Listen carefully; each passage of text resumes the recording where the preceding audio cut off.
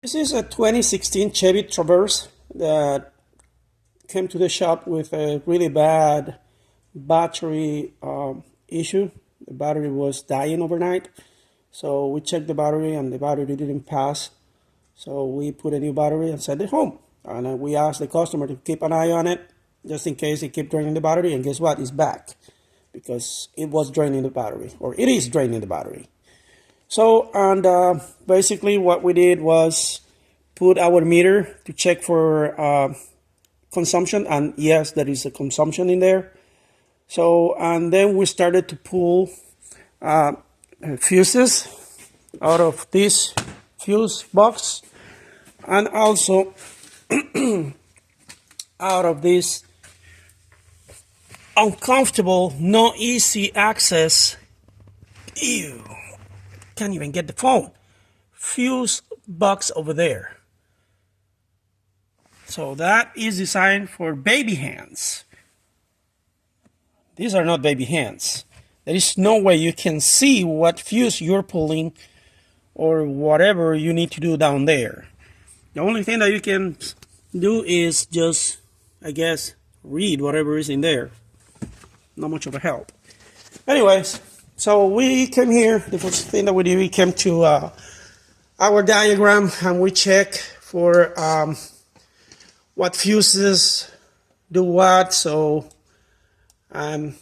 this is back actually the power distribution. So, and when we were pulling the fuses here, bear with me because Michelle is such a pain in the to work with. All right, bear with me. So as soon as we disconnected this fuse here, my amperage draw went to the floor. So we follow the line, right?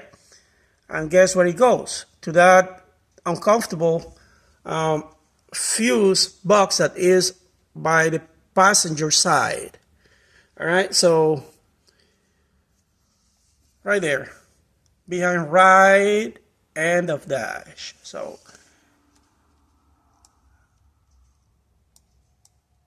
it comes from this battery one fuse, 50 amps, goes straight down here. That line feed that fuse box that I showed at the beginning inside of the vehicle. So from there, we started pulling each one of those fuses over here. It was quite a task. Trust me, you don't want to do that. Jesus. So finally, we started disconnecting the fuses one by one and checking our amp meter. So finally we get to this one here. We disconnected this one and it went completely flat. So and that one goes to front view camera, and this vehicle doesn't have a front view camera, okay? So that one is out of the picture. So the next thing is the garage door opener. So we removed the garage door opener, we disconnected that in there, and it was still having that consumption. Of course, we put this fuse and the rest of the fuses back in, right? Let me clarify that. So after putting the fuse there, again, we started disconnecting this module here, which is the garage door opener. Then this vehicle has an option here, okay, and is the front and rear parking assist. It doesn't have that either, but it does have this number 2 here, which is the right side object sensor and the left side object sensor. So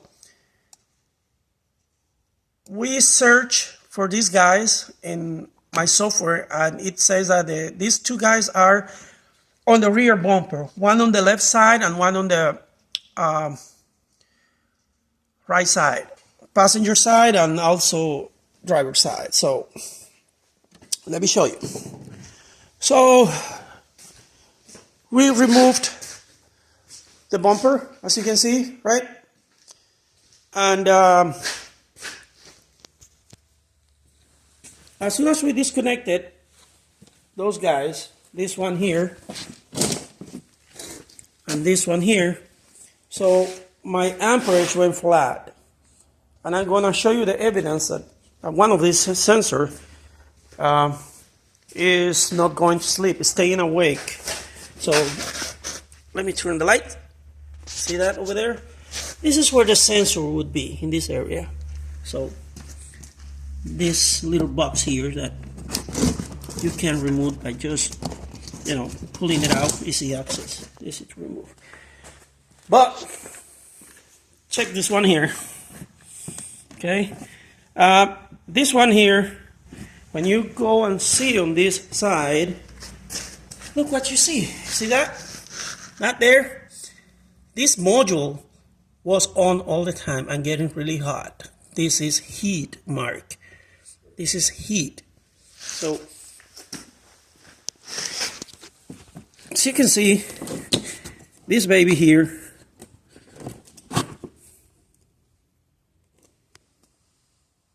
this guy here is what was causing the current draw. And as you can see over there, there is a heat mark of that sensor. It was really hot. It was hot. So, and that was killing the battery. So, yep, another one that we get it done. So, the video shows about 4 minutes. It didn't take me 4 minutes to find out the issue, okay? This is just basically an overview of what we did. So, there it is. See there? This one is battery 1 that feeds that stupid located fuse box down there. See, there is no way